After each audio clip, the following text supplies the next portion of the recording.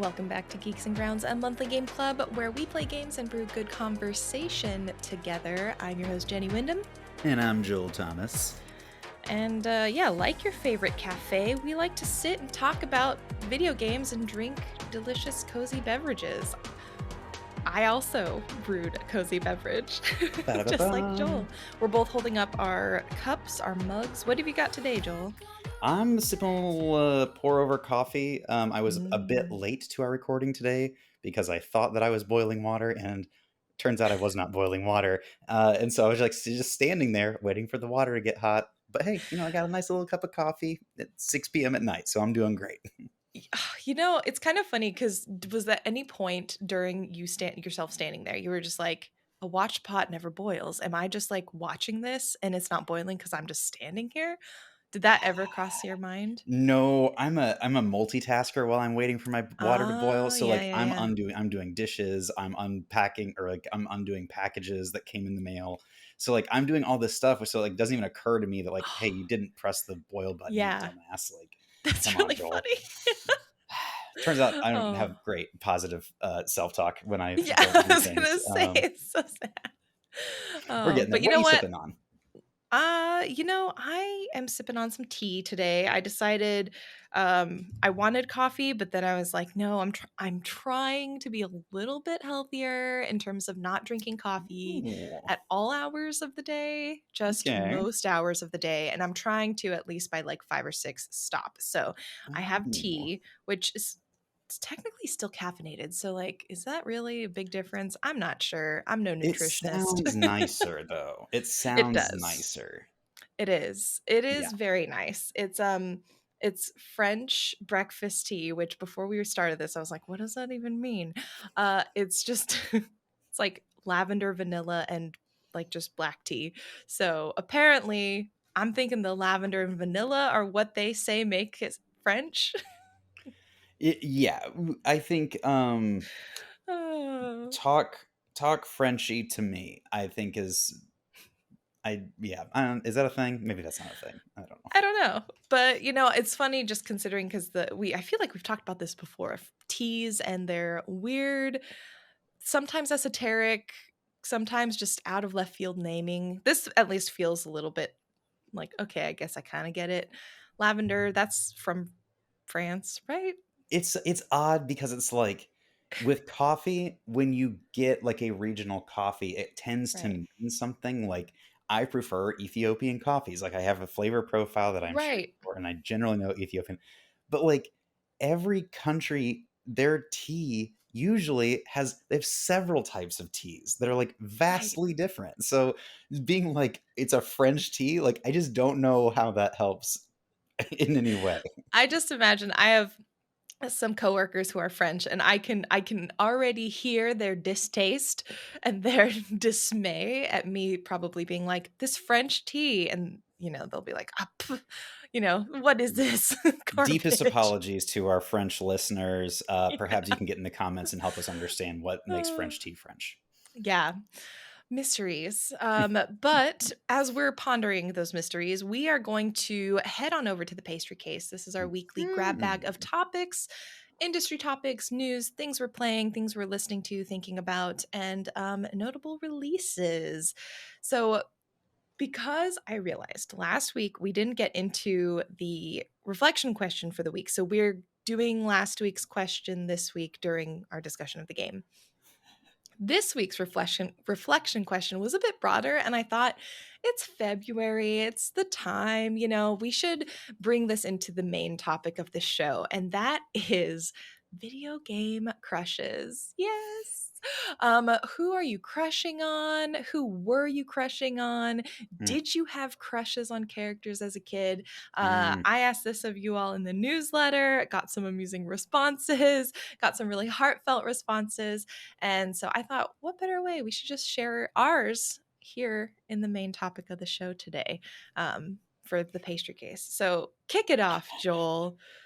I Tell don't me your. feel like there is any healthy, constructive way to talk about teenage Joel's video game crushes. Like it just feels like a trap. I don't know. Like what do no. you say? Like Tifa, Laura Croft. Like I was a teenager. I don't know. Like there's no positive, constructive, like enlightened way to answer this. In terms of like funny haha crushes, I'm gonna Uh-huh. say there was a Star Fox adventure game for I think Mhm. GameCube where you actually have to be like outside of your ship and explore a planet. Yeah. And there was like a girl fox that had like a bow staff, and she was Yeah. like your guide through the game. And I had the hots for her for sure. So that's Mhm. kind of like my funny anthropomorphic creature, but I just don't think there's no way to answer this question. It's like, yeah, Joel was like a really decent dude in high school. It's like, no, Joel was just like every other asshole high school guy. Like, I don't know how else to say it. I That's don't know. really funny. Oh How my about you, gosh. Jenny? Who were your thirsts growing up? Oh my gosh. Well, it's funny because, like, you mentioned, for example, like Tifa, but so Tifa was interesting because I know everyone was going for her because of her just her personality, right? No, Mhm. everyone's Mm. going for her for the pixel bazongas.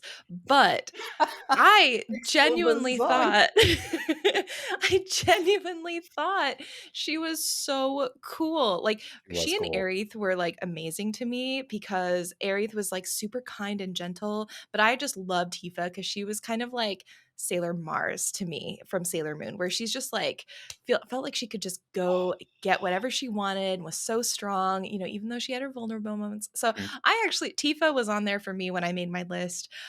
Um I didn't realize how angsty I was until I Okay. really dug in. Okay. Let's see. Let's get some themes out of So, this.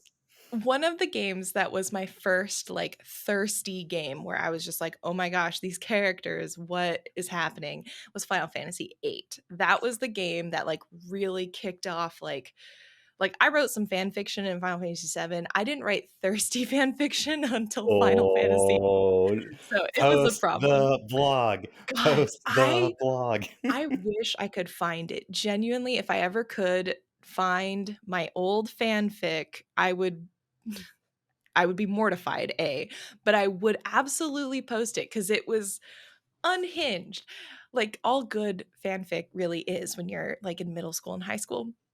But Final Fantasy VIII for me, I loved Irvine, who was this cowboy character. Like he's the sniper Irvine of the group, FF8. long hair. Oh my gosh, it's so bad. He was the ladies' man of the group. Oh, baby. With the like split bangs framing his face. Yes. So 90s. It's Oh my god. it's got like a Bret Hart vibe. Yes. Yeah. Okay. And, Okay. Keep it going. he was the self-proclaimed lady killer of the group, but never really struck, gold or like really hit it with the ladies. He basically his arc is he is like this seemingly confident sharpshooter sniper. You hire him to be a part of your party, and when it comes time for him to make the shot, he like just eats it. He does not make it. And so his confidence is shattered, and it's like that's sort of one of his main Mm. arcs that he goes through. I loved him. I thought he was great. And then I also loved Squall, ostensibly the protagonist of the game. He's the character you're controlling. Squall is the most emo emo guy you'll ever meet. He doesn't ever want to like talk about feelings. He doesn't ever want to talk about anything. He just has a scar and he is just so sad all the time. Doesn't wanna dance, but, the girl pulls him out, dances with him. Somehow he's amazing at waltzing, just all this stuff. Oh, Yeah. man, really checking all of Jenny's boxes for sure. Yeah. Yeah, okay. Yeah. Is he kind of like if Tuxedo Mask were a video game character? Is that kind of the energy? A little bit. He's a little bit more effective than Tuxedo Mask, Oh, okay, I see. but yeah, he's got sort of similar he's a bit more maybe more emo, and what I always loved was also his, opponent, his antagonist in the game. I don't know how to pronounce his name, but Cypher? It's I always thought Cypher, Seifer. but Cypher, yeah, I yeah. don't know. I love Cypher too because he's the bad boy, you know? He's also got a scar. Everyone misunderstands him. I can fix him. That's what young Jenny was You super wanted the into. damaged goods. I did. Same with Vincent of I Final was Fantasy just going to VII. ask you about Vincent. I love me some angst and sadness, and I want to just fix you. Yeah, so Oh that God. was a lot of my formative, and then yeah, like I would say, yeah, like the angsty sad boys. Okay, This is I'm so gonna sad. I'm gonna make myself look really bad for a second, and then I'm gonna build myself back up just a hair. Okay. Okay, Okay. so well, I was reflecting as you were sharing that I Mhm. feel like just in general there are a lot more male characters in video games. At least there used to be a lot more male characters in video Yeah. games. So I feel like you maybe have a bit of an advantage in that you the female characters Yeah. back in the day were a lot more kind of two-dimensional, if you know what I mean. And I don't know about the polygons though. um I and so in that vein, I think one of Mm. my last video game crushes is gonna go bad is Morrigan or Morrigan. I don't know how to say her name. She's this Batgirl character from the Marvel versus Capcom fighting games, and Yeah. also well endowed, very sexy, Right. scantily clad character. But I'm thinking through, I think it was probably about the PS3 era where I Mhm. started noticing oh, there are a lot more just badass female characters in games. And what was the game? I want to say it was called Mirror's Edge or something like that. It was a parkour game for Yeah. Oh my PS3. gosh, yes. She was amazing. I She was so was disappointed it was in first person. yes, I I will totally say that. agree. Yeah. But when you saw the image of her, I was like, Right. that is a video game crush. And she was so rad. And it wasn't just she Mhm. had huge breasts or anything. She was just a really cool, attractive, Mhm. powerful character. I was super into. And I think about how that's kind of progressed. And it's Yeah. today, it's I would have been all about Aloy from the Horizon series. Just there's something about how we're just getting a wider breadth of female characters now. And so it's Mm. yeah, I can kind of be crushing or thirsty after a character, and I don't feel like it's an indictment of me as a person so much as it was when I was in high school. You know what I mean? I don't know if this is making any Yeah. sense, but No, it is. I will say what's interesting is because I also had Harvest Moon 64 on here.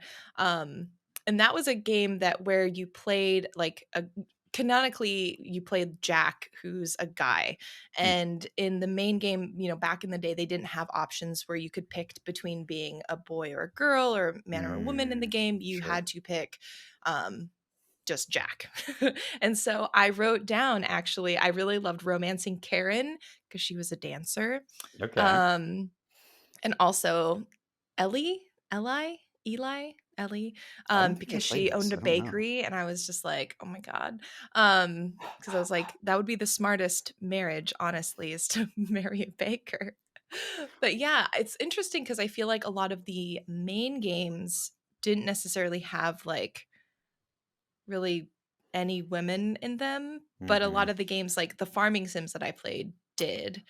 So Oh it's yeah. interesting because I wonder because I definitely there is more representation of women in games now, but like I wonder also just like depending on the genres you played as a younger Sure. person, probably also didn't see as many.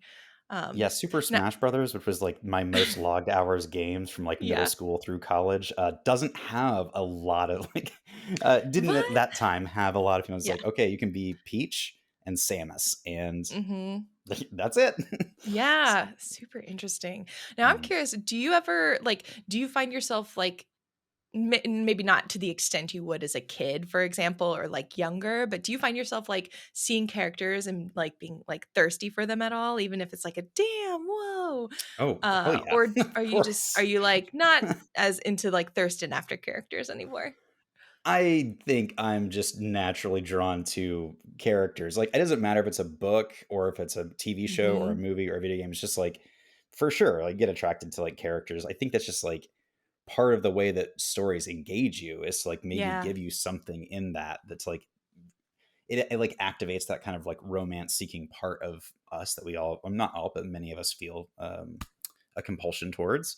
What Mhm. you mentioned actually, the baking element, you reminded me of one of my greatest crushes in all of film, which is Maggie Gyllenhaal's character in Stranger Than Fiction, which is like an incredible indie movie Yeah. from the early 2000s. Will Ferrell is like Mhm. hearing a narrator's voice in his head, and Maggie Gyllenhaal has a bakery and she's delinquent on her Yes. taxes. And she's like an kind of an anarchist. Like I'm just like so into her. And so like the baking Mhm. thing, I think you have like totally you've pegged something there that I had not realized was within me. See, we're learning about ourselves and Hmm. discussing this thirst. Yeah, I Hmm. feel what's really interesting to me is I feel like when I was younger and even up until maybe the last 7 years or so, thirst wasn't as openly acknowledged Oh yeah. really in games. It wasn't a thing necessarily, or it wasn't as open, I think, for everyone to embrace. Like, Yeah. definitely the marketing, like, if you look in the 90s, it's like some of it's pretty sexist. And so it's like there's Yeah. this element of like men get to do this and This men is get it to exactly. market. Yeah. And like men Hmm. get to participate in games in this way. But Hmm. like if you are anyone else, you don't get to thirst for characters or like covet characters in that kind of way. And so what's been really exciting is seeing it be much more openly discussed and openly embraced of people being thirsty for characters and Yep. just having fun with it. I think one of the games that really unlocked it in a way that I don't think any game really had up until that point was Hades, Gotta just be because Hades. everyone in Hades is hot. Um, so there's Yep. that. But also just the way that I saw even maybe more conventional gamers, quote unquote, talking Mm. about the characters and being thirsty. It was something I hadn't seen before. So yeah, it's just been really neat to see the evolution of too. Here's a theory. Hmm. Um, as conventions have gotten more and more socially acceptable, and people go to conventions and in real life are dressing up as like sexy characters or like sexy versions of well-known characters, Hmm. I'm wondering if that was kind of like a part of that cultural move that like, hey, it's not just that like, dudes need to be able to see women with large breasts in order to like play a game, but like women kind of taking ownership of the sexuality that's kind of a part of these characters or whatever. I wonder if that like played a role in helping like the culture acknowledge, hey, like it's not weird to like be into these characters. Like I think about like people who like really got into the Bridgerton TV show or read the Bridgerton Mm-hmm. books back in the day, like the Bodice Ripper romance novels, and it's like you hear about the Duke and like you start blushing or giggling, and it's like this has always been a part of the attraction of storytelling is that like if it's not, maybe fantasizing is too strong of a word, but something about like feeling a desire for like the attributes that these characters have. And so I think there's Mm-hmm. something to that, that like the culture has become more accepting. Like it's not just like sex sells, it's like stories are Right. acknowledging and pulling in romance and sexuality as a part of the storytelling now. I Mm-hmm. could be like way over analyzing that, but that's what we do. No, I well, and I think you're right. I mean, there's so many different factors that all lead to this path, right? So Hmm. I think there is a shift culturally. I think, um, in multiple industries, which is really cool because you're right. I think having things like book talk, for example, Hmm. because like as a kid, not kid, high schooler, college student, even as an adult, I don't think I ever knew until TikTok how many other people loved romance and loved a little bit of dirty books. You know what I mean? Like just a Yep. little bit of the smut. It's like incredible. And I think the ability for these social platforms to allow you to know that you're not alone in Hmm. understanding or appreciating or wanting a certain type of like genre, any genre really. I think back to my my work with Wholesome Games is an interesting example of that as well, because we created the community and we were like, we just want to find other people who like this kind of game because we don't know many people. And it turns out lots of people want that kind of game because the internet has allowed us to find each other a bit more easily. And so I think when talking about thirst, it's sort of a similar situation, along with cultural norms, things like events, physical events, bringing in Yeah. cosplay and things like that. And yeah, it's pretty I cool. think, one of the things that we've talked about a couple of times on this podcast is how, um, in American society, at least, there's like an intentional denigration of things that women are excited about. Hmm. And especially like teen girls is like like the thing that I think we've talked about previously. Right. And it's like, oh, those silly little romance novels. Oh, that silly little like Taylor Swift album. And I think we're getting to a point where it's like we can kind of call bullshit on that a bit as a culture. And I think things like book talk, things like finding like your niche like subcultures of interest, have kind of given us a chance to like push back against the like, well, if it's not sports, it's not American like idea. And also like people like to say like, hey, the sports thing is just as cringe as any other niche interest. And maybe not even as popular as some of these other niche interests. So yeah, I think there's something about like there have been some like having things like TikTok, I think has given us a chance to put some of those on display in a really fun way. Hmm. Yeah. So yeah, I would love to hear if you haven't shared with me the characters that you've thirsted for, that you thirst for currently. Let us know either in the comments of the video if you're watching on YouTube. You can also send an email, write in Discord, any number of places. But I would love to hear it because it's a fun question, and I think it is interesting to like learn about. Oh, hey, baking is a thing for you. Sad boys, a thing for me. So.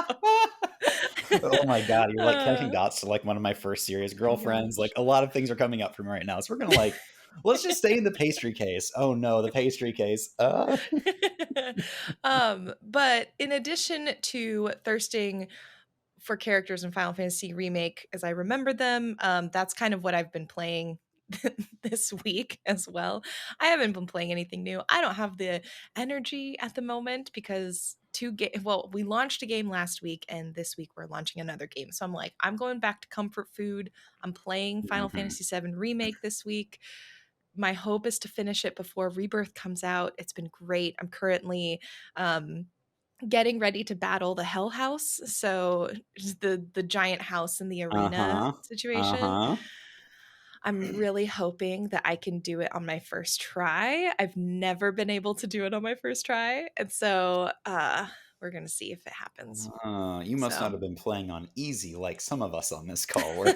no, I was tempted. I actually almost decided to do this run on hard mode, but then I decided not because I was like, I need to actually finish this before Rebirth. So I'm just gonna play it again on normal.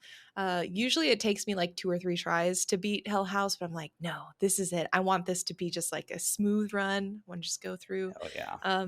But yeah, other than that, I've really only been playing Suika game, which is for folks who don't know, it's really fun. You should check it out. It's basically a matching game where you take fruits of different sizes. So you start with I think a cherry. 2 cherries make a strawberry. 2 strawberries make like a orange or something. I forget. But there's a hierarchy that goes all the way up to watermelon. Okay. This is, and all you have to do is try to get to watermelon. And then after you get to watermelon, try to just keep going as far as you can. Hmm. This game is so simple in concept and execution, and playing it can be so wildly frustratingly difficult Oh, because there's little bits of physics where maybe if you've bumped the fruits into each other just the wrong way, like one of the fruits will pop up and you have to try and stay under a line essentially. So not only are okay. you matching up fruits, you're doing what so within a confined space. And as you match, the fruits get bigger, so it becomes more hard to figure out sort of what you're trying to match up. Is it like a It's a Tetris really good game. style game? Um, Like not arranging? it's not quite. Sort of. I guess it's Tetris style in the sense that you are trying to combine things to consolidate or Mhm. reduce the size of your stack, but it doesn't like automatically fall. Like you can control which or where Okay. the fruit falls. You don't control which one comes up. So it's like Tetris also, where you see kind of like the next fruit is this, and so you have a little bit of that. But it's really Fun. good. It's the game I play before I go to bed, and sometimes it's relaxing, and Yeah. sometimes I get so mad, and then I look and it's like 3 a.m. because I'm just like, one more round. I can't end on that. Oh, Well, I'm yeah. glad that you found a little comfort. I know it's been a really busy time for you. Yeah. Looking forward to you getting a nice little break here in the near future. Yeah. So what have you, because I feel like you have big news for us. I have 2 points of big news. Yeah. The first is I'm going to officially label myself as a piano virtuoso, perhaps a Oh, prodigy hey. even. And Wow. the reason I feel comfortable doing that is because I, after probably 15 tries, have achieved a B rating on Tifa's song in the Final Fantasy VII game, the demo that's out. Bravo. Oh my I gosh. So can't you get played past the a B. demo. I'm just like, first of all, this demo is incredible. Right. Oh my It God. is stunning. The lighting is incredible. Like, it might feel like it's not that big of a hop, but like it's the first time I've played the remake stuff on the PS5. I've only played it on the Mm. PS4. Mm-hmm. And all the things that I was dealing with in the PS4 version with like weird hair textures and things, all that's gone. And I am just blown away by the look and feel of this game. Uh, and you called it last week, I think, that the piano mini game is a lot of fun. I cannot get enough. Like, it's like one of those things where it's like I should be getting frustrated by how bad I am at this piano game, but I am enjoying it so much. And when like you get the like smooth flow where it's like it holds the note for the right amount of time, you're just, oh, Yeah. it's just tasty. It's just so Yeah. tasty. So great call Oh, out last week. It has been a lot of fun. good. I'm so glad. We also just need to talk. We'll do it off the pod about just the rest of your experience with the demo. I just need more people to just go into every detail of Rebirth with me, because I just need more people to do that with in my life. Oh, I so don't know that excited. I've done anything meaningful yet outside of that. I think the only like choice point in the story was, do you go through Tifa's stuff or not? And of course I chose yes. Of But course. I- you're not gonna not. Um No. but you know, I yeah, love that the game calls you out on that too. it Like does, both Tifa and Aerith absolutely. are like, asshole. That's bad, dude. Yeah. And I know, and I'm just like, well, So I just sort of like a funny, not funny, but sad anecdote. I had a friend that 2 friends, like female friend, male friend, and growing up, the female friend was on vacation, and like we split feeding the cats, and we found out later that my male friend had gone through her stuff, and it was the most serious, disgusting thing, and like so yo. it's funny because like in the game it feels like so low stakes and like yeah whatever Right. it doesn't really mean anything, but like in real life it is one of the most Yo. violating things. Like Yeah. it just about got this dude kind of kicked out of this entire friend group. It was so bad. So, yeah, I Wow. yeah, you don't go Yeah, through people's no, things in real don't life, go through people. people things in real life. Yeah, no. In a video game, sure. But Yeah, you're clicking which is clues. You don't know what you're gonna find. There could be a buff in there. exactly. I'm like, you could have found a potion. You could have, although, you know what's really, I haven't stopped thinking since our discussion with One Shot about like Mm, the ways that we interact with games, and why, like, at least for me in particular, why do I take certain games and characters more mm, seriously? mm, Whereas with other, like with Final Fantasy VII with the demo, I was like, yeah, I'm going to look through this stuff. Would I do this in real life? No, that's horrible. But in this game, I absolutely will. I'm going to look through everything. mhm.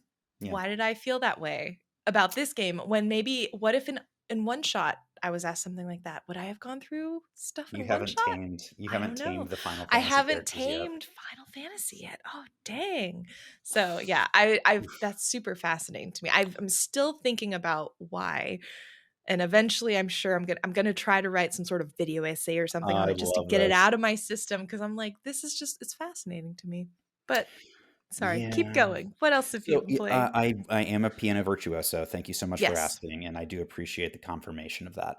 Um, for those of you that have been on Baldur's Gate 3 watch, just wondering on Yes. the edge of your seat, when is Joel gonna finish this damn game? He's been talking Mhm. about it for 8 months.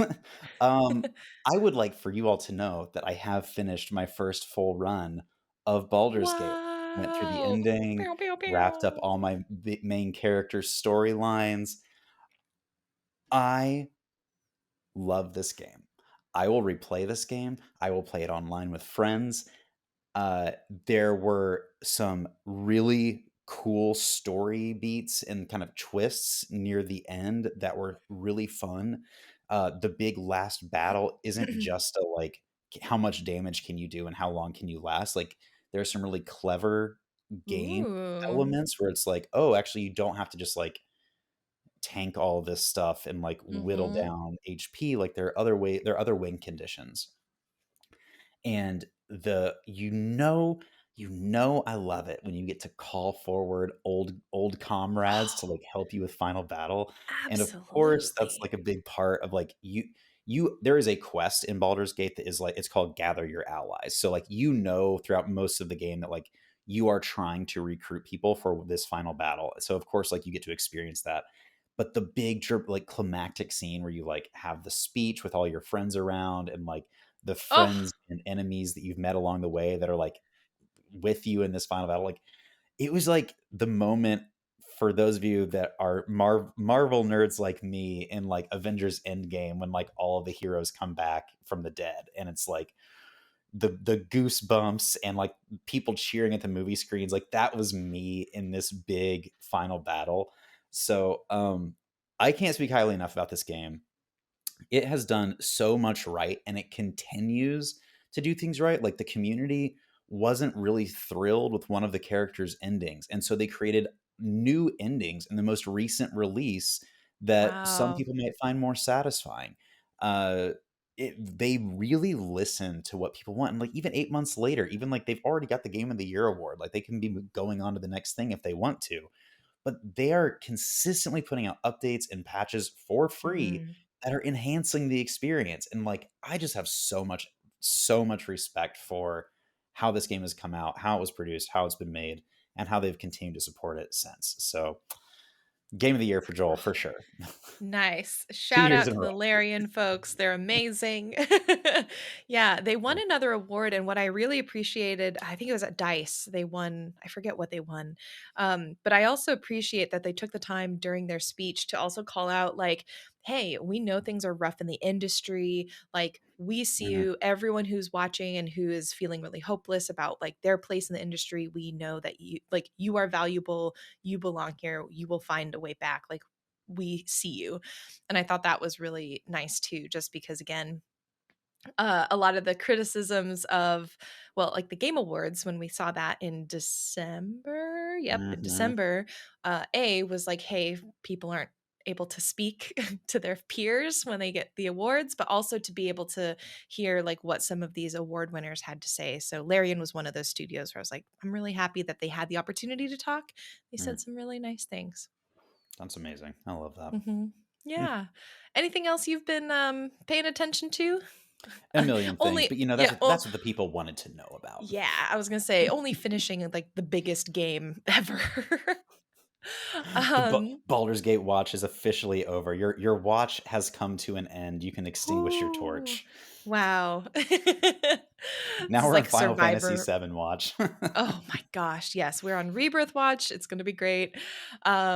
So just to close out the pastry case, notable releases for this week. We have a lot.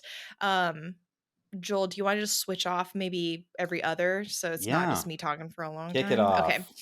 Alright, so the first one released actually just the other day. It's called Balatro. We talked about this with Steam Next Fest. This was the wild poker roguelike, hypnotically satisfying deck builder where you play illegal poker hands, discover game-changing jokers, and trigger adrenaline-pumping outrageous combos. It's out on PlayStation, Xbox, Switch, and PC. The scores have been coming in, and this is getting like 90s on Metacritic. This is What? like, and we'll see. It's just today, as of Yeah. this recording, is when it launched, and Oh, maybe okay. like Yeah, the yeah. scores might balance out as more outlets come through. But I mean, to kick it off at a 90, that's pretty Pretty good. incredible.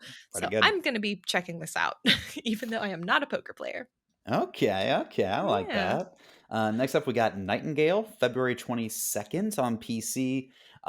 Set out on a journey of survival and adventure into the mysterious and dangerous fey realms of Nightingale. Become an intrepid realm walker and venture forth alone or with friends as you explore, craft, build, and fight across a visually stunning gaslamp fantasy world. I don't know anything Nice. about this game, but it sounds incredible. Anytime the Fae are involved, I'm in. Yeah, I'm excited. They sent out there's like an early access actually starting today or tomorrow. Hmm. And I'm so sad because I just don't have time to play it, but I'm excited to get into the full game because it also launches on the same day as Pacific Drive, which is the next game. Full disclosure, I am working on Pacific Drive, but I'm just announcing it because it's part of the launches this week. Pacific Drive is where you face supernatural dangers of the Olympic exclusion zone with your car as your only lifeline. It's a driving survival adventure. You'll scavenge resources, load up your trusty station wagon, and drive like hell to make it through alive. I'm I will biased, but just, I if think it's a you pretty good like the game. premise of that, there is a comic out called Monarchs that is all like watercolor, Ooh, absolutely beautiful. If that sounded like a game that you're interested in and you like graphic novels, do check out Monarch. Would recommend, or nice. Monarchs maybe. Next one, Garden Life, a cozy simulator, Feb 22nd on PC. Garden Life is a relaxing gardening game in which you create your dream garden in a peaceful, colorful world. Plant and add ornaments at your own pace, transforming an overgrown, forgotten plot into a flourishing community garden. I do want to just add full disclosure, it is colorful with a U, which means there's probably some British English elements in this game. Yes, that is true. I will say it's really cute. I liked it a lot. It's really what I like. It's like kind of a mutual aid vibe, like because Mm. you're like I think they said it's a community garden, so it's something that you're working together with other people, and I'm like that's really cool versus I like love your own that. farm. This Ooh. one's great because this game was actually one of the first games we talked about in one of the very beginning iterations of Geeks and Grounds so many years ago. Um, 2016. 2016. That was a long time. I should see if I could find some of those early Oh no. recordings because we recorded them and I don't think we ever posted them. I feel like So yeah, that is more embarrassing than like spicy then fanfic like from a middle schooler. probably. We'll see if I can find them. But Brothers, A Tale of Two Sons remake comes out February 28th on PlayStation, Xbox, and PC. This is a great game. If you have not played it, it's a good opportunity to jump in. You're guiding two brothers on an epic journey of discovery, loss, adventure, and mystery. They've remade it. Latest gen of graphics, performance, gameplay, but basically you can play in single player or local co op with a friend.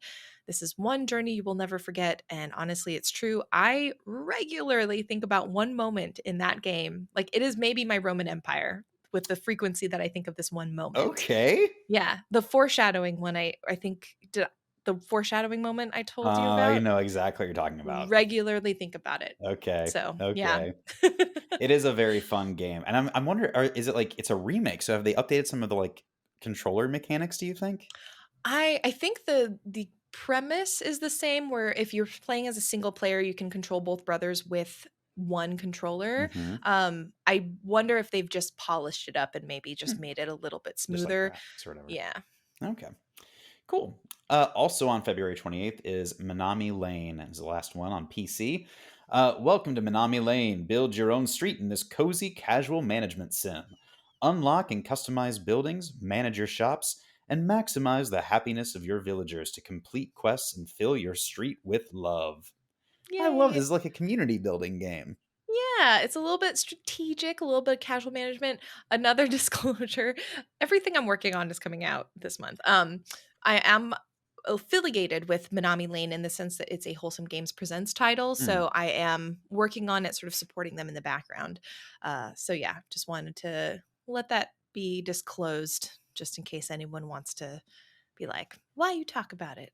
Because it's getting released. That's why. If honestly, y'all, if we didn't talk about any games that Jenny was a part of, we just simply wouldn't have games to talk about. That's how prolific her engagement in this world is. So, we Oh, try to be we'll always no, be honest no. with you all, but Jenny's a BFD, and we have to honor that and Oh my respect it. God, no. So yeah, moving on. As always, we welcome questions, comments, anything about what we've talked about in the pastry case, anything that you'd like to share with us. Just send an email to jenny@geeksandgrounds.com. And yeah, now it's time to turn our attention to the thirst that we've been focusing on this month, Thirsty Suitors. For folks who are listening for the first time, this may or may not be the best starting episode because we are well within the game Thirsty We're Suitors. deep, We, deep we in it. are deep in it. Today we're going to be discussing chapters 5, 6, and 7. So if you haven't played up until that point, this is your heads up that this is getting into spoiler territory as we're discussing. You can always listen. Like we've said before, it's a good way to prime yourself for what's about to happen in the game if you're playing along with us and haven't gotten to this point. Or if you just don't mind and you're just almost using this as an audio let's play, and working through the game in an audio format, that's also great. But Mhm. I cannot wait to hop into this one because yeah. we talked about this. Like chapter 5 is like a normal chapter length. 6 and 7 are both pretty short. I Hmm. think the game introduces some really interesting complexity and contradictions in this round. Yes, I And like agree. not like necessarily like bad contradictions, just like characters who see the same thing in different ways.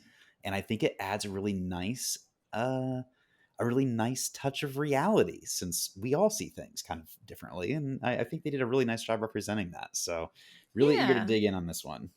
So we'll start with chapter 5 because that makes sense. It's the place that we begin. Hmm. As we begin chapter 5, I guess what we're let's see. All I have is basically just hopping into Bruno. I don't know if there's anything before Oh, we meet yeah, up unless you wanted to bring it up. there's a My little first bit note that starts with him. happens in your conversation with the parents that morning if you choose to Yeah. dig in. So like you get the opportunity to ask about your new brother-in-law a bit and Oh, learn yeah. about Yes. if he's like a nice guy. Um, but depending on how you answer questions, you get what I think is one of the most important lines from the mom that I have seen yet. Ooh. You're talking about you have the opportunity, like she says, like some snarky comment, and you have the opportunity to like, kind of take the bait or not. And I think it actually says like take the bait. Yeah, it does. um, and I don't even remember what I chose, but the mom says something like, "It's good for a woman to be in touch with her anger," and it was such a Hmm. like it was a small moment, but it felt like it spoke deeply to the mom's character. The way the Hmm. mom isn't necessarily opposed to the kind of anger that even Jala walks around with and maybe even appreciates it to some degree. It was just like it added this really nice depth to their relationship to just like have that be spoken. And I think the narrator in her head is even like, whoa, did mom say that? Like Yes. it's just as Yeah. important for Jala to hear that to like add nuance to how she sees her mom as it is for the mom to say that to like add some validation to Jala and who she is as a person. I totally agree. I think this is a line that we should definitely like. This is a bookmark line. Like, this is a line that we need to keep in mind as we continue playing. I love that it further illuminates how I think how much Jala and her mom do connect, but also Mm, how much they don't necessarily see eye to eye. Like how similar they are, but how much yeah, they're so similar they cannot necessarily connect in the ways that like we want them to like players, audience members, yeah. viewers. I feel like it was I do remember this section. I can't believe I didn't write anything down. Probably because I was like psychic damage, because this is one of those moments that reminded me, especially when I was in like end of middle school, moving into high school, and even a part of college, like my first few years of college, where I think my mom and I, like, we just fought all of the time. And it's not because we didn't love each other. It's because we were both so stubborn and we saw the world in such a similar way. We just like could not see eye to eye because of us being so similar. And I think Mm. with that line and getting to know Jala's mom a little bit more, I understand like their relationship a little bit better. And I Mm. actually related a lot to at least sort of the antagonistic sort of push and pull relationship that they seem to have. And it gives me hope because I'm like, okay, you know what? Maybe once Jala learns, because I feel like Jala does not see herself in a way that a lot of other people see her, and Mm. we were learning this as we get to know each of the suitors, and even through the eyes of her mom and dad. And I think once Jala can like see herself in a more honest way, I think she Mm. can connect with her mom more closely. This is me, you know, just Eh, saying. So here's what I will volunteer. I am happy to also answer this question. Hmm. Have you found, I mean, that was kind of like your end of college experience as Yeah. you've kind of like, you entered your 30s, like as you kind of got like to that like next level of like brain development, were you able to kind of recognize and develop a deeper relationship with your mom once you kind of had some of those like maturing experiences, or was it like actually no, some of that got a little bit worse, like we're even more like similar in oil and water, and like I don't know, does that make sense? You don't have to answer this, I'm just kind of No, curious. I'm happy to. I think from my experience, it has definitely eased up. I think Mm. we argue less, and I think anytime we do argue, it's more of me being frustrated that she's not taking care of herself in the way that I would like her to. um, Oh.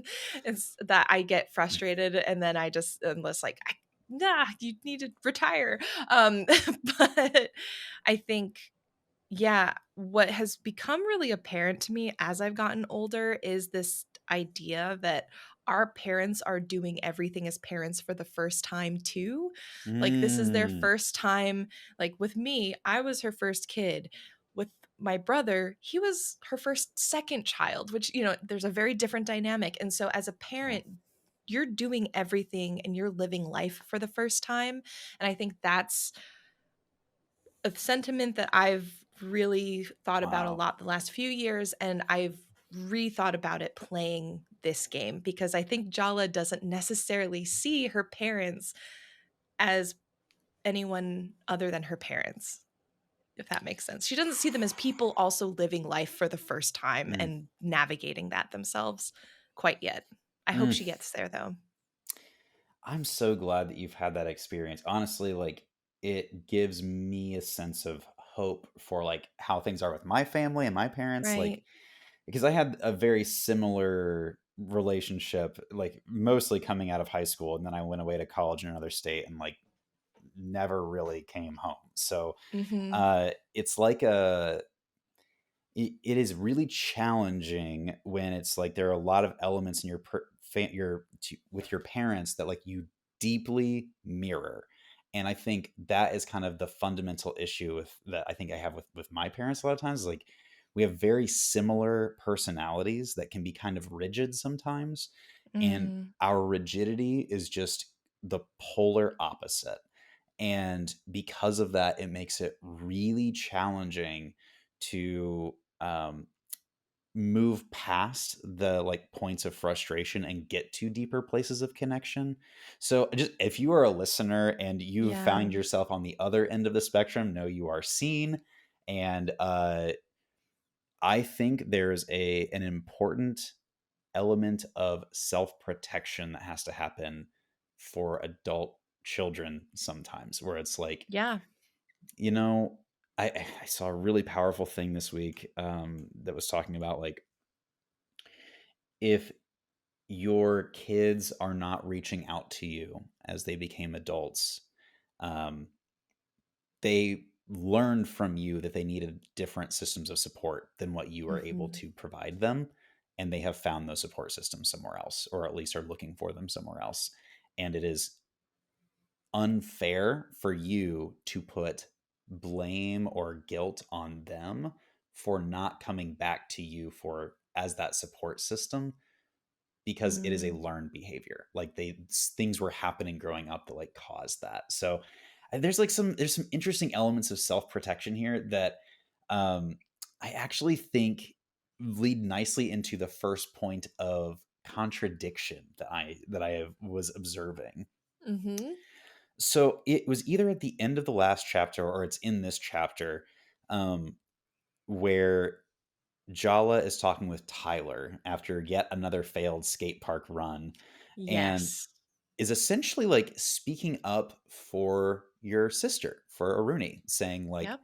you need to stop forcing the issue. You need to give her space to do and take care of herself and do what you need. Mm-hmm. So what I wrote down was she's not avoiding you to punish you. She's protecting herself, Yep. which is a really interesting side of things that like we haven't really gotten into much.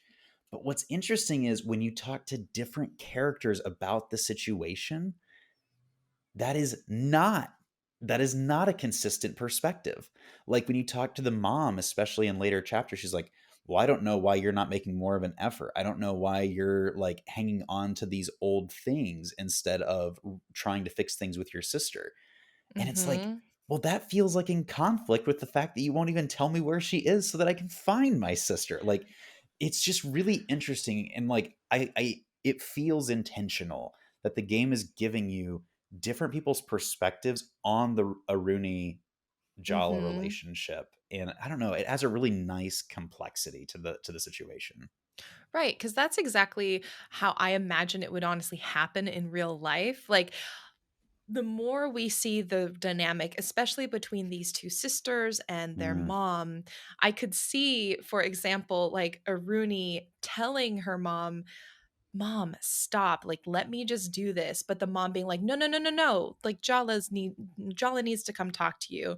But Aruni perhaps has talked to, this is all me just like no, speculating, but I'm like, no. what if Aruni told her mom, like, "Don't tell Jala where I am. Like, I don't want to do this." And the mom thinking like, well, no, but Jala needs to go apologize. Jala needs to go make up. I can't directly tell her where Aruni is because No. Aruni told me not to, but I'm gonna still bug Jala about like, why aren't you doing this? It's like that kind of Hmm. knowing that the three of them are talking to one another and knowing that we're getting not necessarily complete and I wouldn't say not truthful, but we are definitely seeing sort of these unreliable perspectives or at least incomplete perspectives on what's happening. And I think that's what makes this game so real to me when we play it, Yeah. because that's just, it's kind of messy, and that's how it is. Yeah, that's real. And if you find yourself in a relationship where you need to do a bit of self-protection, like that's totally valid. And I think Yep. it's nice that they kind of give space to both of those perspectives here. Hmm. Um, Speaking of both perspectives, you go from this conversation and you have the opportunity to go check in with Auntie C, where the teens are hanging out. And apparently they've been talking a bunch of shit about like you showing up to the skate park and fighting them. And Auntie Which is C, kind of valid, honestly. 100%, like it makes total sense.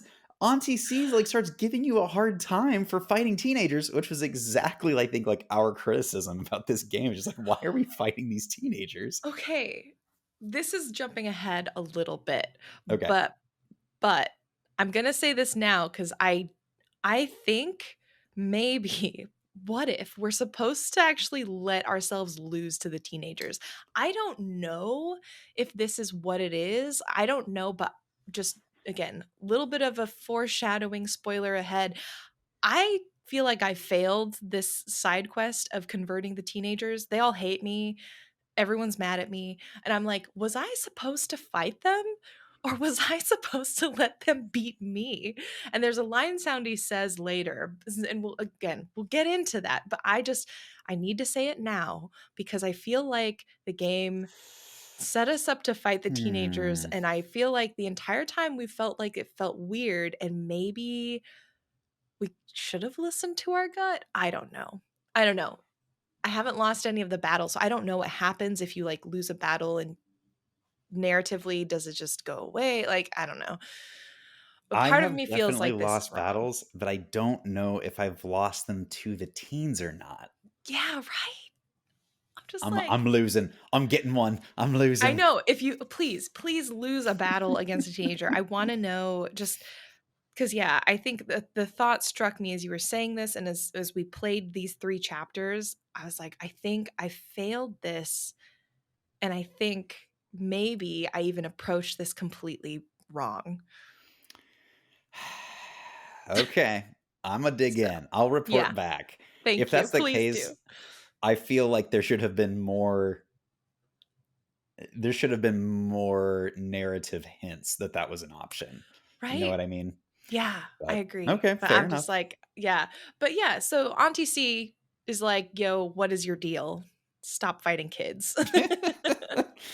And you also, I think, uh, learn in that conversation that Salma is Dia's roommate, Hmm. and kind of like further deepening that like conversation we were having about like, do each of the exes have a person that they care about that's connected to this skate park cult? Like, Right. so yeah, I think there's some interesting elements to that. You get a great line about like no gods, no masters, and Yeah. then you finally get to understand the motivation of the bear cult leader, that he Hmm. is trying to make a bid for becoming the town's mayor.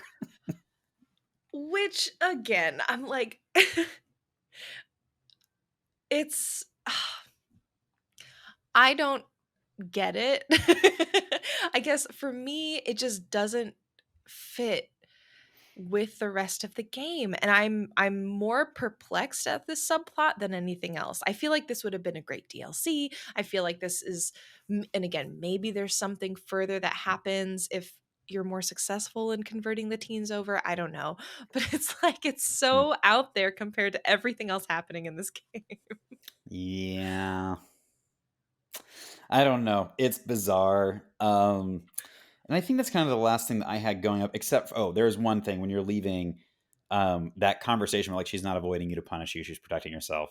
Yeah. Um, the reason she says that is because Tyler says Aruni's been blowing up my phone, which kept bringing back to like, what is the relationship with Tyler and Aruni? Like, what is going on Mhm. there?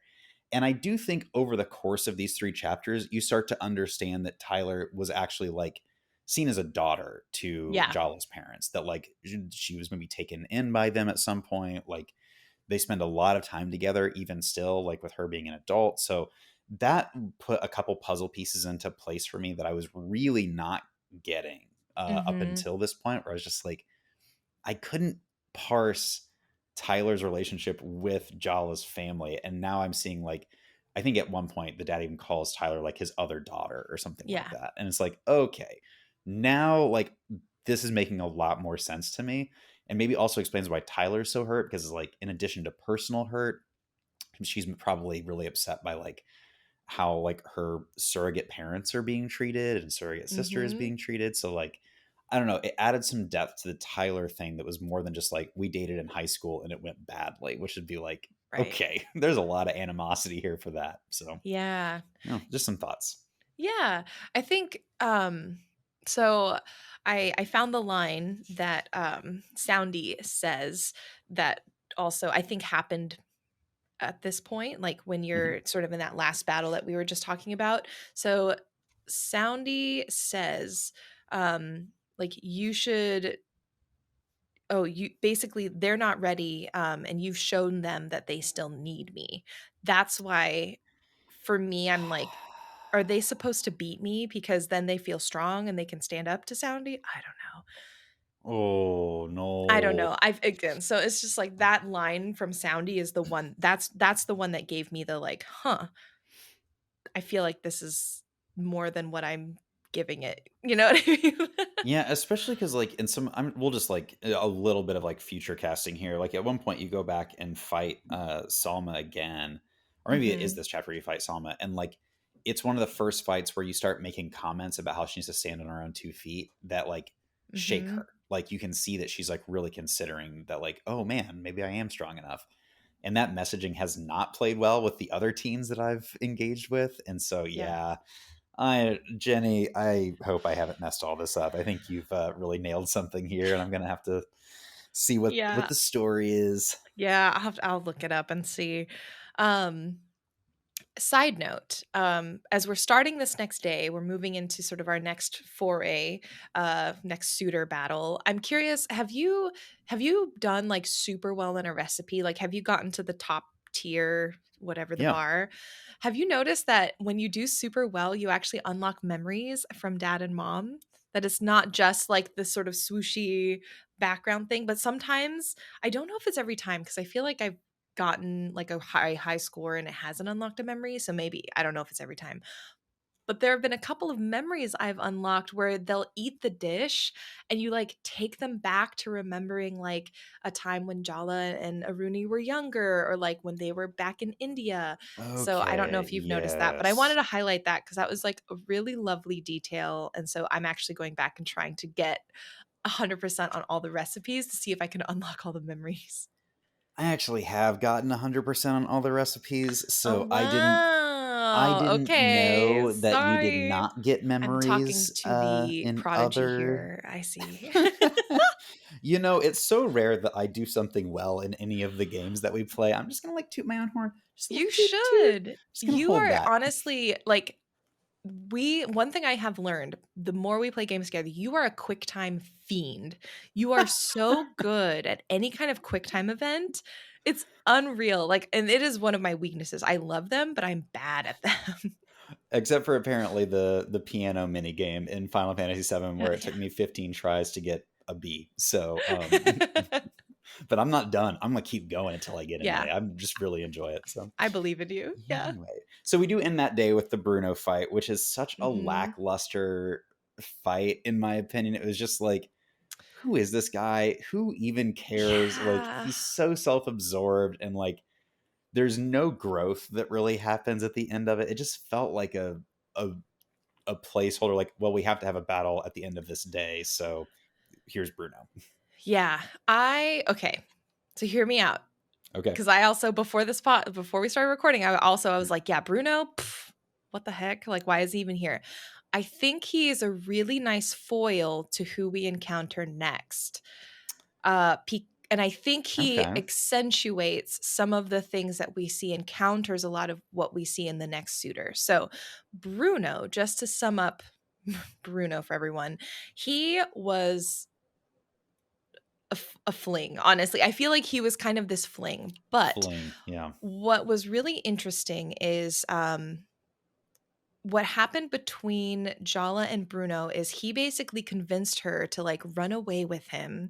And he just kind of left her in a, I think that he said that like a gas station somewhere, like it's some just kind of left her abandoned in a city over, a couple cities over, and she had to make her way Mm-hmm. back. Mm-hmm. I think he's important because it shows that Jala has also maybe been the recipient of heartbreak and of someone else who was also flighty, more flighty than her at the time, which is kind of like Mm, interesting. that's So good. this is the first time we see her put in a position that we've seen her put other suitors in. Um, and it's interesting because this is the first time we see her kind of being a voice of reason in the conversation. Like she asks, "Do your parents still think you're in business school? Aren't you afraid of Mm, what's going to happen when they find out? Maybe you can try telling the truth." And this is one of those instances where I'm like, it's kind of interesting seeing Jala take on this role that's a bit more responsible in a sense. Um, it's weird though because like he explicitly kind of says that he was looking for her to fix him, and yeah. like throughout the battle you are doing that by like giving him this advice and like asking these introspective questions. And the thing that Hmm. actually like left the worst taste in my mouth with this battle is at the end, after you make up, you like jump on his back and you're like attached to him, and it's just like Hmm. the whole resolution of this fight was like trying to get this dude to stand up on his own 2 feet and like own who he is. And the imagery that we chose for wrapping this up is right, like jumping on him. Like I just, it felt really weird to me compared to the wrap up of Yeah. the other battles. Yeah, I think he's so like the best way, the kindest way you could say it, he's so in the moment that he just Mm, does not like that's the kindest way you could say it. it's very Um generous. Yeah, he's not the kind of guy for me. Like I see him, he's someone who is comfortable like lying to his parents. And I understand like there's a whole conversation of like, oh, the pressure that they're putting on me. I have so many cousins. I'm here from Malaysia. Like, this pressure that my, family's putting on me culturally and like economically to go to business school and do these things. It's like I don't know. I was kind of in this position where I was like, I have no sympathy for you right now. Like, you're kind of an asshole. I mean, he was Um, spending their money on other things. Like, yeah. it was, yeah, he was kind of a shithead. Like, I have Yeah. no real attachment. Like, the other suitors, I've had like little bits where it's like, okay, like, yeah, I kind of jive with this a little bit, and not with Hmm. Bruno. It's just not. We Yeah. don't talk about Bruno. We don't need to talk No, about we Bruno. don't talk about Bruno. So I think, again, more than anything, I think I don't like him, but I think it's interesting because we haven't had a suitor that we haven't liked necessarily. Like, I know some folks were like not into Sergio, but I'm like, no, but He didn't Sergio love him, but he was fine. He's Sergio's harmless. fine. He is harmless. I feel like Bruno is definitely much more of a person where I'm like, "No, why?" And so you see this side of Jala that like I think we haven't gotten to see before. We Mm, see her as a someone who has had her heart broken, who has had someone else take advantage and kind of manipulate her in a way that she's probably more used to being on the other side of. And I think it's honestly realistic because how many for people who have had exes, I think having an ex that like all exes that you get along with in the future is probably not very realistic. There's got to be at least one ex you're like, yeah, no, that was actually a bad decision. I think that's Bruno for me. Bruno yeah, was the actual bad decision. yeah, I got those. I got that. Oh yeah. Oh yeah. Oh boy. Oh. So we wrap up this fight. We go on to chapter 6. Mhm. Mhm. And again, 6 and 7 are pretty short little Yeah. amuse bouches in terms of like game length. So like pretty easy to kind of buzz through. And you start off getting a text from Irfan's phone, and it turns out that it's his sister texting as Irfan, like, lose Which my is number. wild. I was busting up. I thought that was It really was funny, like, so such a funny. sibling move.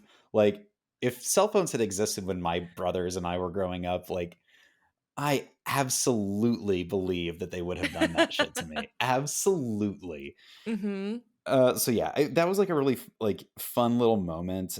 Mhm. You also get a really interesting memory from the parents as you're talking with them that morning, which is, like, how they Mhm. met. You can actually ask about.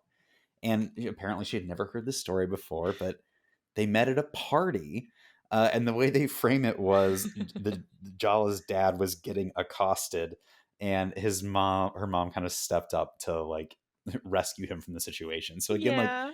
we're kind of learning more about kind of the rebellious streak of these two. Like, he snuck into this Mhm. party. It was like a college party or something. I don't know. It was just such a like sweet story. I loved it. Me too. And again, I think what's really fascinating to me is there are some stories you get from parents where you're like, yeah, I've heard this 100 times, like Hmm. dad, you tell the story every year. But this was a story where I'm like, I don't like Jala hasn't heard this before. And it further reinforces the fact that she hasn't seen her parents as people, individual of their roles of Mm. parenthood. And so I Oof. think it's really cool that we get to see this moment of her learning her parents and be a part of that with her. Did you get the conversation? Did you cook and hear about Amma, like her mom, and how her friendships have changed over the years when I don't think cooking? so. No, yeah, tell me about it. Okay. So on this day when I cooked, I got this really sad conversation, honestly, about how you learn about how Amma has lost friends as a result of what happened between you and Tyler. So I she, did get Tyler's this. mom, Mhm, Auntie Anissa, I mhm. believe, and Yeah. Auntie C used to hang out, and she talks about how like yeah, like after everything kind of went down, like we don't hang out anymore. We're not close, like we used to be.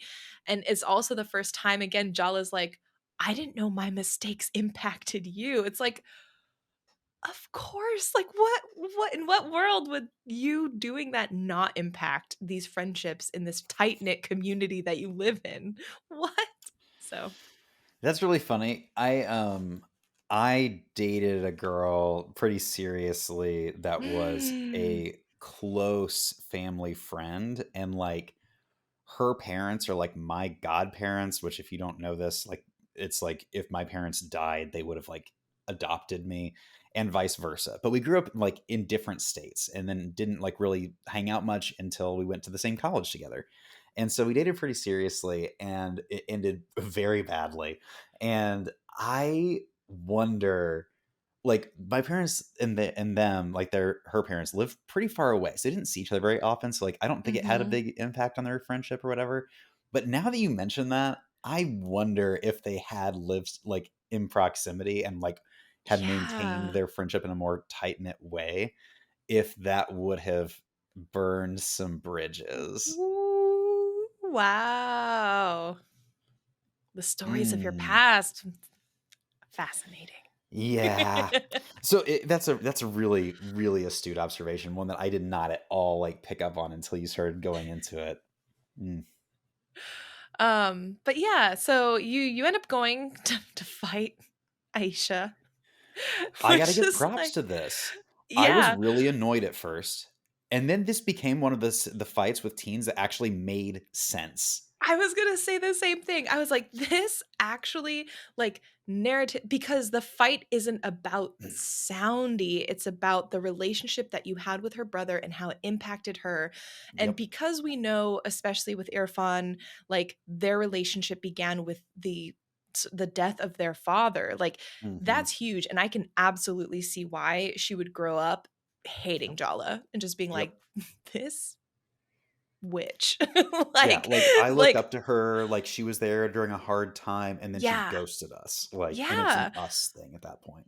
exactly. So I feel like I got her resentment. I understood this battle. This was the only teen fight that made sense to me narratively, and I appreciated You that. get opportunities to kind of apologize to her. You get opportunities through Mhm. the battle to like acknowledge how she has grown and matured into like a young woman. Like there's Yeah. just a lot more to it that just felt vindicating in a way. And I don't know, Mhm.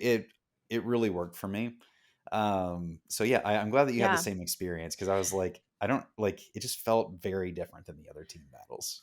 Yeah, I think, and this is also, which kind of goes, it's a week late, but the reflection question we had 2 weeks ago was about like what actually makes a genuine apology. Because we go through, and we have gone through all of these suitor battles. And I think Mhm. what's interesting is while there have been, I think, elements of an apology or at least of owning up to, yeah, I didn't do some great things. I don't think we've seen Jala say like sorry in a way that's been so clear until this battle. Yeah. Um, and what's interesting is also conversely, like we just talked about Bruno, like there was no apologizing and no accountability really on his side or really Jala's side between them at all. And Mm. so I think what's interesting is we're seeing all these different levels of what can holding yourself accountable look like? What can an apology look like? And when do you find it to be effective and genuine? And when are you seeing Oof. it and being like, actually, I don't feel like they've apologized, or I don't feel like we've actually gotten to a resolution that we can move forward healthfully from? That is so good. That is so good. I saw a thing that was this is like a combination of thirstiness and exactly this topic. And it Yeah. was like a woman on TikTok. She was like, "What do you do when you are with a person and you bring up something that you're really upset about and they just immediately take accountability and apologize?" Because it's like you apologize, but I'm like still angry. And then a person stitched it and was like, "You fuck him, like like that, you use that energy productively." And it was like one of those moments like it just totally sent me. I was Yeah. dying laughing at that because it's funny because like apologies are such an interesting part of like how we engage with one another. And so, Right. yeah, I love this question. So, yeah, what do you think? Like, like, what's an apology that, like, when you get it, means something to Mm. you? Hmm. Well, okay. What's interesting to me, going off of that TikTok example, Hmm. the person said like, oh, they immediately apologized and took accountability. And there's a part of me that feels like I would honestly be a little suspicious, a little bit, if it was like immediate, Mm, depending on the level of the grievance, right? So if this has been something that's been going on a decent amount of time, I would love at least like an acknowledgement that they have taken the time to fully consider everything versus going like default, I'm going to apologize because I know that's technically the right thing to do. So there's an element of like timeliness that happens when I am either receiving or seeing apologies. I'm like, when, like, how is this in relation to the actual like thing that was done? Um, and I think there's an element of sincerity that has to, it's so hard because it has to match what happened. And I feel like that's often highly personal. But there's an element of sincerity. Like, are you talking to this person in person? Are you looking them in the eyes? Are oh, you like, are you taking the time to actually hear why do they need you to apologize? Do you actually understand like what you did to make them feel this way? So I don't know. There's a lot of factors to this a is strong very apology. interesting. And like, Yeah. I'm just I'm curious wondering. now what you think. Oh my I goodness. am the exact opposite. And I think it's because it's like, Interesting. we all have different types of trauma. And part of my trauma is feeling like everyone's pain is my fault. And Oh, so yeah. when someone brings something to me, it's like, not always, I'm not perfect at this, as my partner can attest, but like, I do my best to like be very considerate in the moment and like, Oh, oh my absolutely. gosh, like, Yeah. thank you for bringing that to my attention. I immediately see why that would be painful. I usually like, because of like these reasons, like that Yeah. reinforces why that was probably felt that way. Like, I'm so sorry. Like, I'm going to make these changes. And like in the moment, I go so quickly into that. Like, Well, no, I think that's fine, but I don't think that's a full apology, though.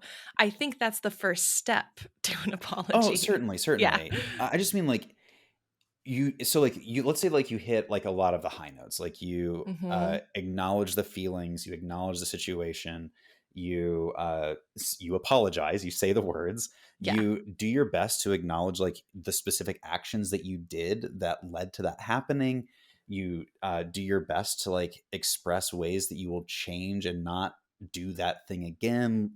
Like you go through like the steps of like a sincere apology. Right. And I think, especially if you are a person that carries around similar trauma to me, it is such a default response for me that it's like, oh my God, like I'm terrified that like you are upset Mm. with me and like I need to Mhm. immediately work to make this better.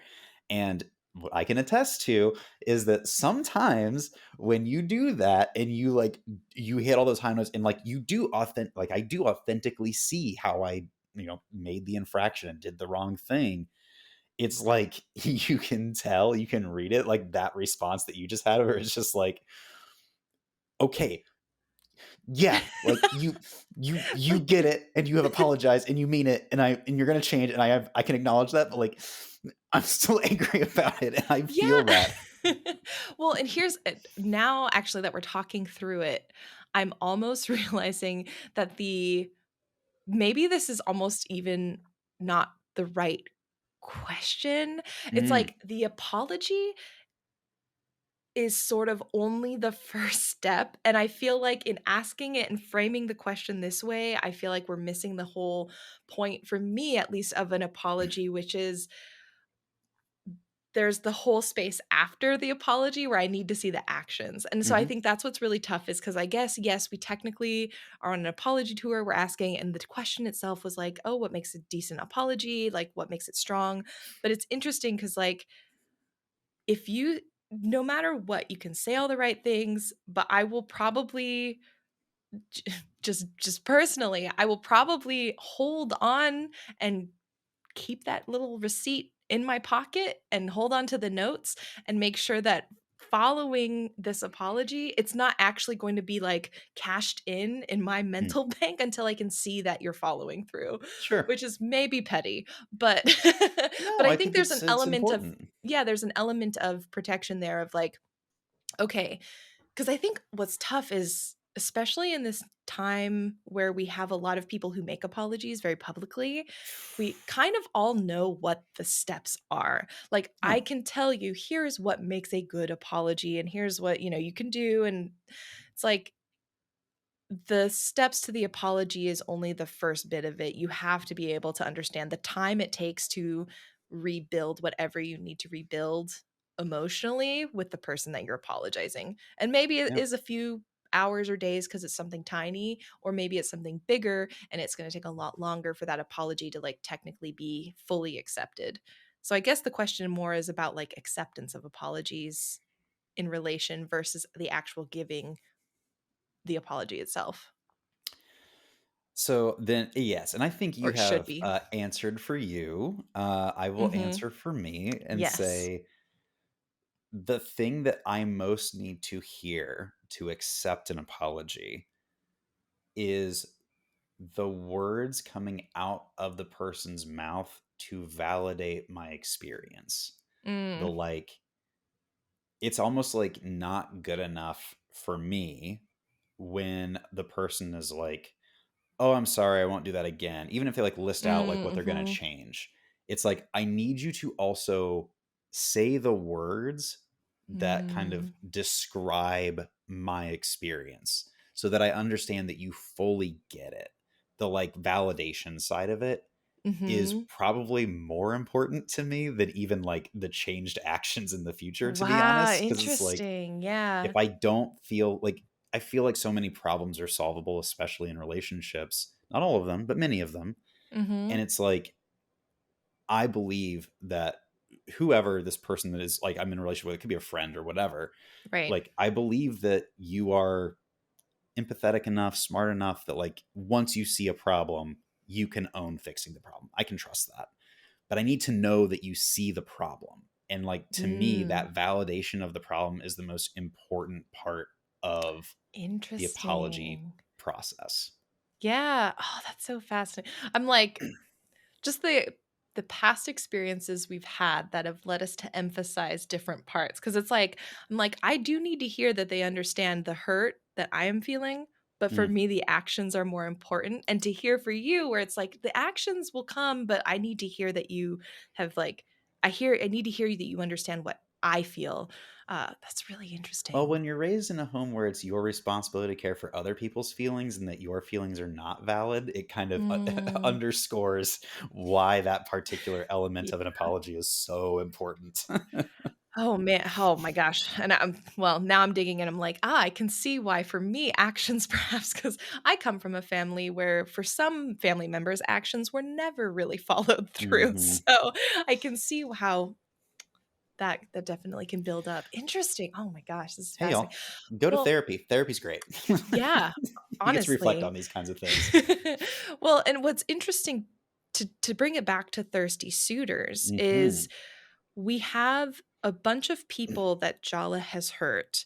And in the ways that we're both playing, a bunch of people that Jala is trying to be better for and hold herself accountable for. Yeah. All of these people have different experiences that they bring to the table and different needs in what they probably need from Jala in terms of Hmm. feeling Hmm. like they've reconciled what they need to. Um, and I feel like it's interesting because we're kind of seeing that. I almost wish we could do more as Jala, which I understand. I'm like, I guess there's a scope difference Yeah, there, but I totally. almost wish we could do more to meet each of these characters where they need to be. Whereas I feel like with some of these characters, like Dia, we're doing a better job than others, like Hmm. maybe Bruno and maybe a Bruno. couple of the characters that we're meeting next. Yeah, so we meet Andile next. Yes. As like you learn that they would like for you to go connect with them. Hmm. You have the opportunity to do a dance battle with Salma along the way, which Yeah. I thought was going to be really great, but honestly, I felt a little lackluster and repetitive. But I don't Hmm. know. But the Andale battle, I think, related to this apology thing, is really important Yes. because the damage done to Andale, I think, is some of the most objectively bad damage that Jala has done. So, do you Mhm. want to talk a little bit about kind of like what you learned from the Andale experience, like um, what that how that kind of played out? Yeah. So the description we got for Andale was they're here as Tyler's best friend. The beef that they have with Jala is totally, all caps, not personal, which we know it's definitely personal. Spoilers. Oops. So, Andale's history is really interesting because they actually moved to America from South Africa. And they actually arrived into town and to school at a time when Jala and Tyler had a pretty substantial and public breakup. And so they Hmm. came in at a time when the school was kind of picking sides between the two. And Jala basically got to Tyler, or not to Tyler, to Andale first. And, sort of brought them in as you're going to be my friend instead of Hmm. Tyler's, and I'm going to cry on your shoulder and you're going to help me through this time Hmm. period. And that's how relationships started.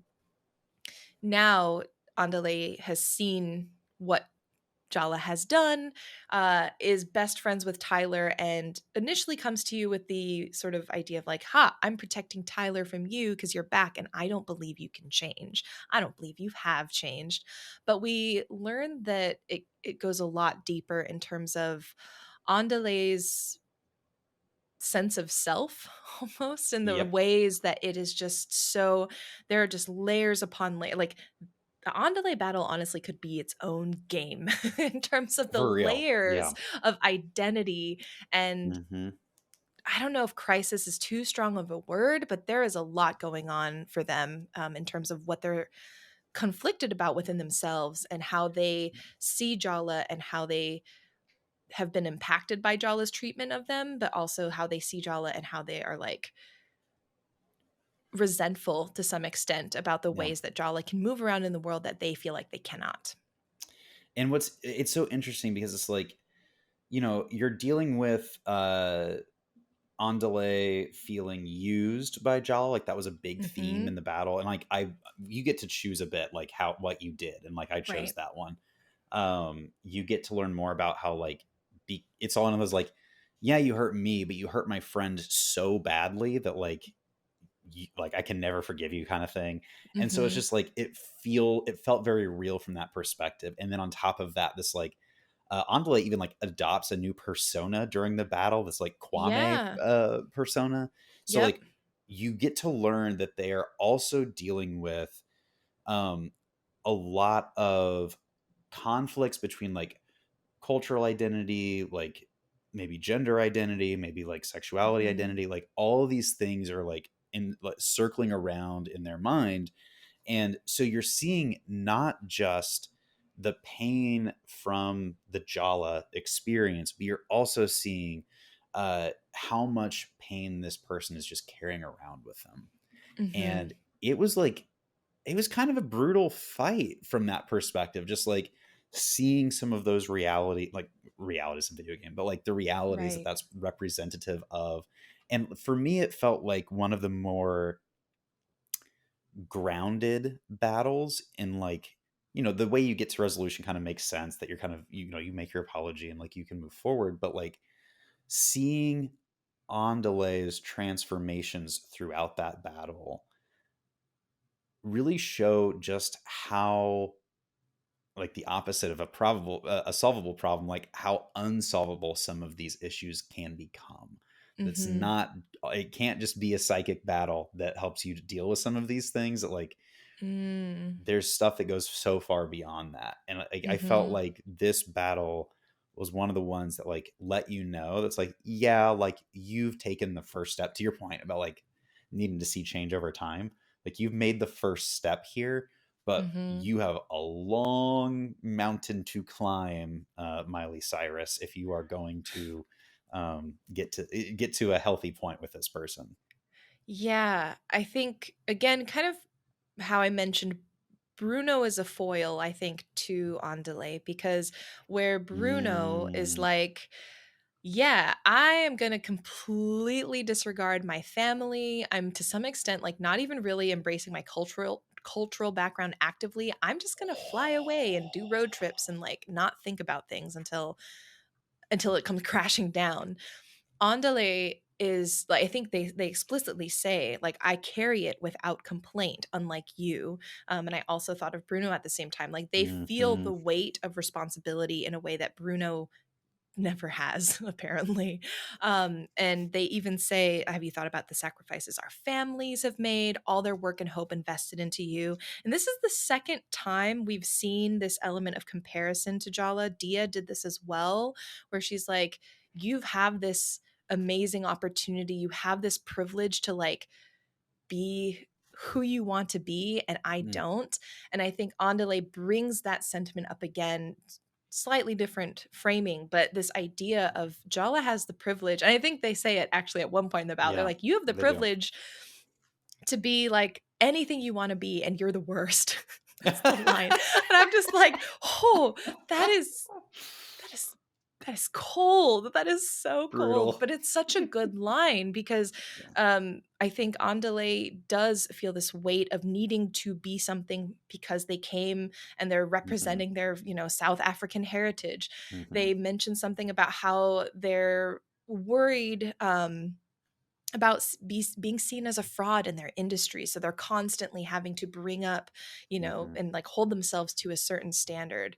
um, and I think they also mentioned, to what you were saying about gender identity, they say like when people think of non-binary, they think of someone like petite and tiny and non-threatening, not me. And so it's like, Andale's even fucking jacked too. and Like Andale is like super, cut. like amazing cut. Yeah, it's like, oh. So what's interesting is Andale is feeling this tension between who they are, but then who they feel society and other people want them to be.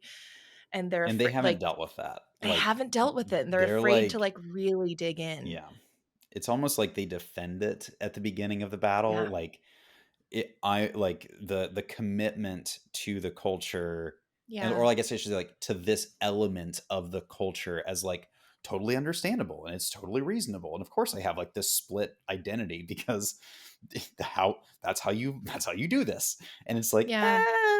there's some work that needs to happen there, I think. There's a little bit of unpacking that needs to happen. Yeah, because it's like on the surface level, and that's what makes it tough, I think, is because on the surface level, it's super amazing and respect. It's like, yeah, of course you want someone to embrace their cultural heritage. Like, who would say no to that? But they're taking it and using it as this armor to not fully actually explore what they're hiding from or what they don't want to face. And so I think it's that Damn. element of using it as an armor against something instead of embracing, like, it's like the difference between like the elections in my mind. It's the difference between voting for something and voting against something, right? It's Hmm. that Yeah, sort of sentiment. totally. Hmm. So we kind of wrap up this chapter, move into Yep. chapter 7, which is extremely short. There's Yes. not even a battle in chapter 7. No. I just like blaze through like the high points here. Like cook with mom. Mom was like more critical on this day than I think any day that I've engaged with her to this Yeah. point.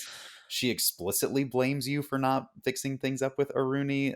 Yep. Which was interesting. You then go hang out with Auntie C, and it turns out that Tyler and Dia are there. You get an opportunity to kind of choose sides, and I chose no sides. I chose to remain silent. It's like I don't feel Hmm. like I have a place to comment here. Same. I picked that too. I was like, I'm not opening my mouth. This is a trap. Yes, it felt like a trap. You get a great line, like you've broken the teen spirits, which I thought was very like chef's kiss, very good. The thing that made me the most upset was Tyler being upset that fighting teens was ineffective at getting them to leave the cult that they are in. And then in my version, at least, she kind of storms off, and that's that. So I Hmm. don't know. What were your takes on? I don't know if you had other experiences in the chapter that I didn't have. Like I said, mine was real brief. No, mine was real brief. There were only two, other than what you mentioned, 2 points that I wrote down. The first is one line from Tyler that I was like, "Ooh." Tyler says, when you're talking sort of just about Jala and like Jala being back and everything, she says, "Truth is, you're a tourist." And I was like, "Wow, dang, that's like another again." Jala is being read and it's been rough. I feel like Hmm. just so rough. And again, it kind of begs the question of like Jala is we haven't talked about this, but Jala's home only because she broke up with, I think Jennifer was her girlfriend's name. Yeah. She's only home to kind of recover from that.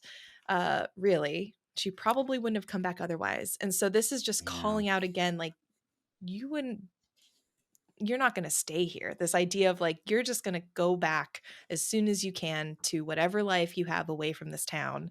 And we're going to be left to pick up whatever we need to. And I think that was just an acknowledgement where I was like, oh, kind of forgot, honestly, that that was the Yeah. reason why we came back in the first place. It's interesting that you bring this up because it's in this chapter that you get to start, or maybe it's the one before too. You get to Hmm. start having some conversational beats around if you're going to stay or not. Yeah. And I actually found that frustrating, to be honest, because Hmm. it doesn't feel like something the player should choose. It feels like something the game should be telling us. Like we don't know Jala's lived experience enough to know like what Mm, is the best thing for her. Like I'm a person who left home and is not ever planning on going back. Like you live much closer to home. Like I think it feels unfair to make that a dialogue option when we know nothing about the satisfaction of her life when she wasn't living at home. Like we know that she was in this hmm. relationship and then it ended badly, and that's it. We don't know if she had like a fulfilling career or community. Like we know nothing.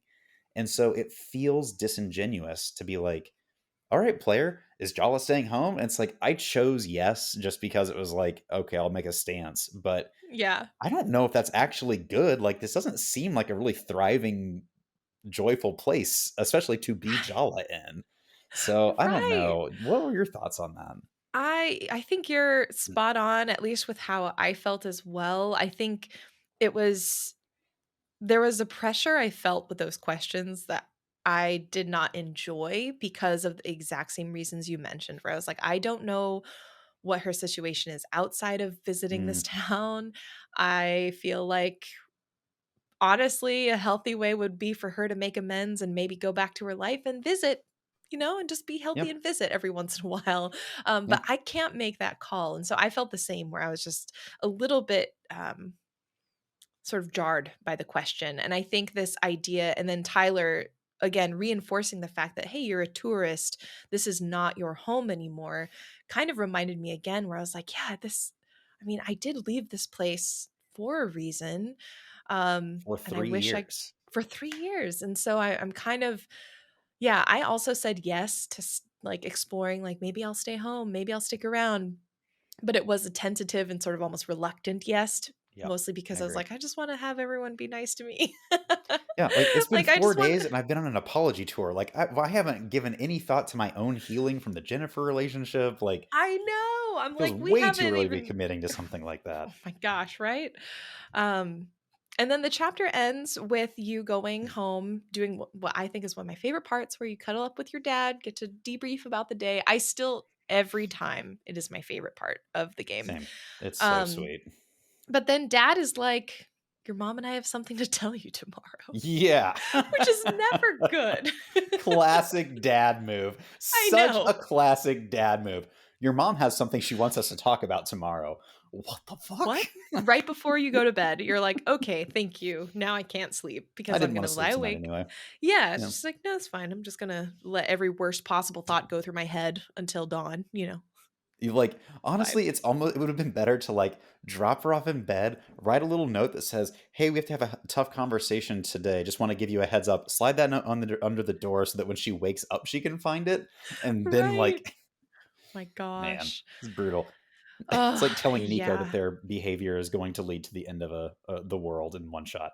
Right? It's just one of the it's like, come on, we can do better than Yeah, this, not dad." great. And then we actually do get one final scene. You go to bed, and then we have the scene with the suitors, all of them hanging out in front of the diner as they do at 2 a.m. apparently. And we learn one really interesting thing I think about Tyler, which is that Tyler is still kind of hung up on Jala in the sense of like Tyler hasn't let stuff go, which we kind of knew, but this is the first time we got verbal confirmation from Tyler, with all the other suitors kind of like goading her and being like, come on, aren't you gonna be a part of this? And Tyler's like, I don't want to, but fine, like be a part of this that's a weird really good club. point. So we don't know, like, I don't think Tyler is super, like, I don't know. It's one of those things where part of me wishes like, oh, it'd be nice to have a happy ending where you got together and that'd be so cute. But I don't think that would be healthy. I think it would kind of destroy the point of the game. At For least how me, we've been playing on personally, yeah, at the least how we've healing been run. playing. But yeah, it's interesting to see that Tyler does definitely have some unfinished business with Jala, and that they're going to have probably a confrontation coming up next. If all goes to plan. Battle. Yes. Psychic drama battle. Oh my gosh. So yeah, that's chapters, what, 5, 6, and 7? 5, 6, 7 in the books. In the journal, in the game journal. In the game journal. It's funny. I like how both of us were like, I don't know. It seems like these were kind of shorter. We won't have too much to talk about. We found some stuff. We found some things. Plus, you got to hear our deep, like, how we'd like to be apologized to information and who we were hung up on in video games growing up. Right. What a fun time. What a great time. Let me see. I'm just checking. I think, this week we are finishing the game. So if you're listening to this as we are publishing it, this is the final week of Thirsty Suitors. So play the game, finish it up. The last couple of chapters, I think it's technically, it goes until chapter 10 technically. 10 is kind of like the prologue, so it's not a full like 40 minutes or anything. I also wanted to share as our housekeeping as we start to finish up, we did announce the next game, the game for March, in the newsletter. If you haven't signed up for the newsletter, that's where all of the stuff happens first. Go to geeksandgrounds.com to sign up for that newsletter and get all the deets before everyone else does. Certainly before people on social media, because I am so bad at remembering to schedule things. So, but we are coming up on March, which means we are playing Gris. I'm saying it Gris, rhyming it with Tris, because that's the way the developer said it in an interview I found. Then I'll adopt that. That's great. Yeah, I'm like, I went through so many interviews because I was like, I just need the dev to say it so I can hear how they pronounced it, and I will just go with that. So Gris. If you haven't picked it up, make sure you pick it up because we'll start it on Wednesday, February 28th. And before that, we have our hangout on Saturday, February 24th. At 3 p.m. Pacific. I put in the wrong dates in the newsletter. And now I'm thinking maybe because I was like, oh, we're going to start the game on the 28th. That's what I got confused. Oh, I see. Yeah, so it wasn't a random number. I was like, why the heck would I put the 28th? So our hangout is Saturday, February 24th at 3 p.m. Pacific in the Discord.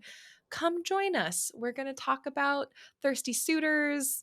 Maybe, I don't know, talk more about our video game crushes. Who knows? It'll be a fun time. We can dump on like old relationship baggage if y'all want. Like, absolutely, it's an open conversation.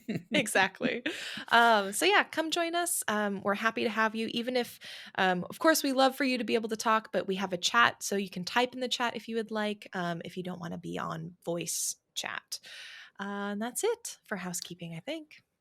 Thank you so much for joining us at Geeks and Grounds. May your psychic battle drama be saved for your psychic battle mama. Oh. Bye. Bye.